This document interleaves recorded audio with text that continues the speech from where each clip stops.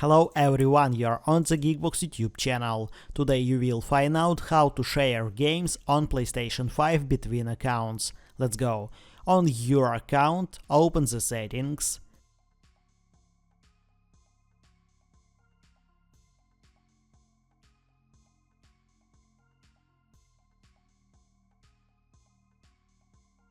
Users and accounts. Enable console sharing and offline play.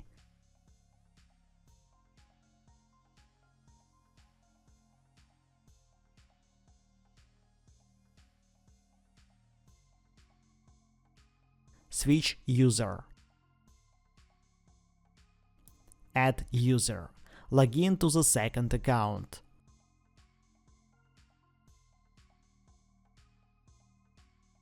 Open the settings.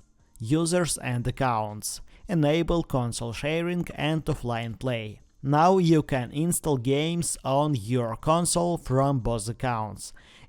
You need to install the game from the account where it was purchased. After installation, you can switch to your account. That's it. Now you know how to share games on PlayStation 5 between accounts. Thanks for watching, don't forget to like and subscribe to the channel.